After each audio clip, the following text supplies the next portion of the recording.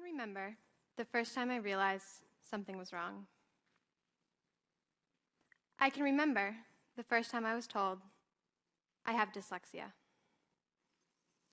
I can remember being in first or second grade when my teacher pulled me off the hallway into a small classroom.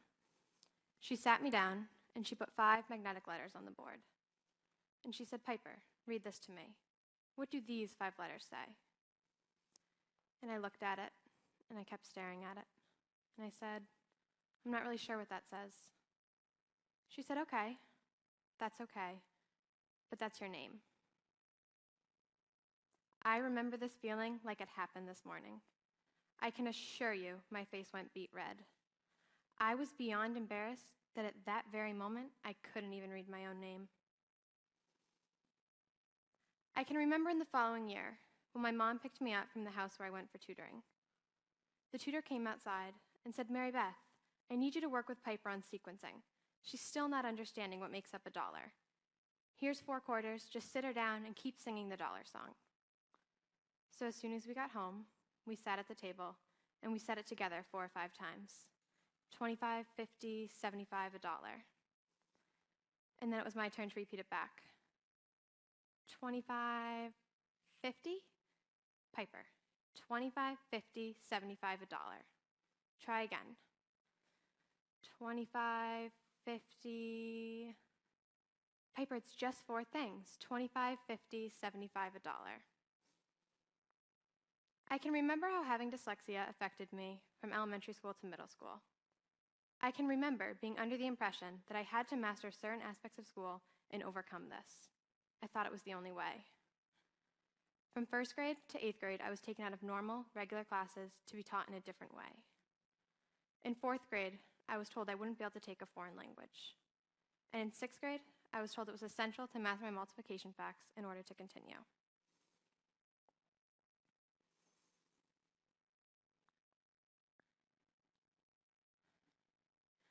I did everything I could to try to graduate out of these programs they were putting me in.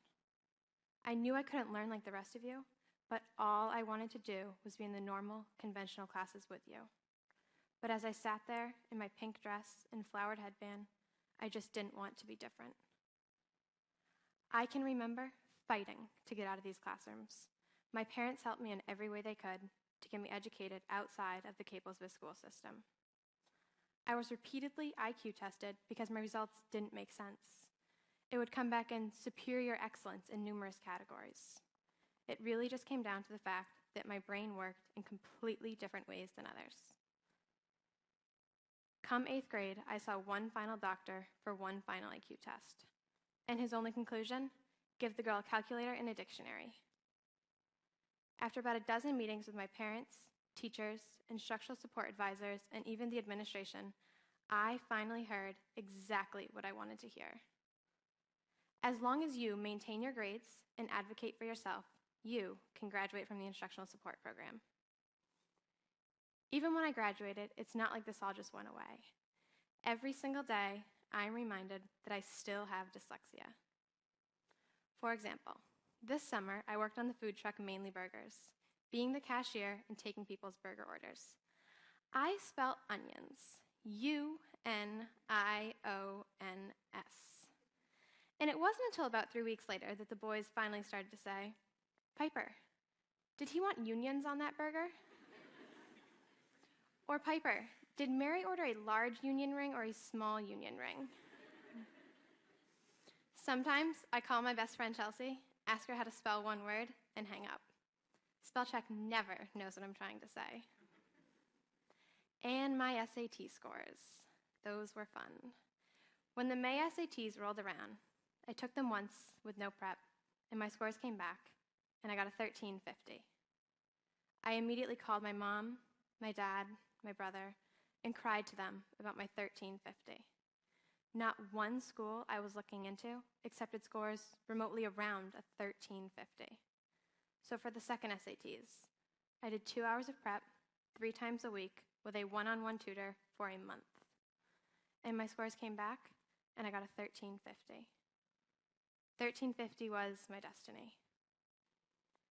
And most recently, I was writing a letter to thank a college professor for meeting with me. just about 4 or 5 sentences.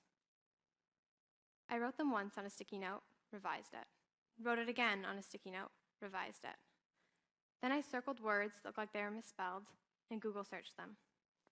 Then I wrote the letter in pencil on the card, wrote over it in pen. That was the process it took for just 4 to 5 sentences. I used to put so much time and energy in trying to overcome my dyslexia. But when I arrived at high school, enough was enough. I realized it wasn't going to be important for me to master things like my multiplication facts, my ability in a foreign language, and figuring out why I couldn't comprehend these books I was reading. What was important is that I found what I loved to do and strengthened what I enjoyed. I found so much enjoyment in working. I worked at my mom's furniture store, I babysat, and I even volunteered on the Cape Elizabeth ambulance. I found enjoyment in organizing events, helping to create one of the most memorable proms, and even help plan the event that you're sitting in right now. And most recently, I found that my creative brain is the one that suits me best.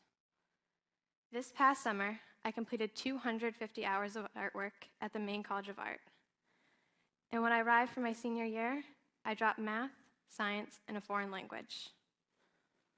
I found my passion, and at this very moment, I'm pursuing it. Next fall, I will be attending Savannah College of Art and Design, majoring in accessory design, and minoring in business. My challenge for each of you today is to find what you love, find what you enjoy, and pursue it. Work hard, eat well, and fall in love with everything. Thank you.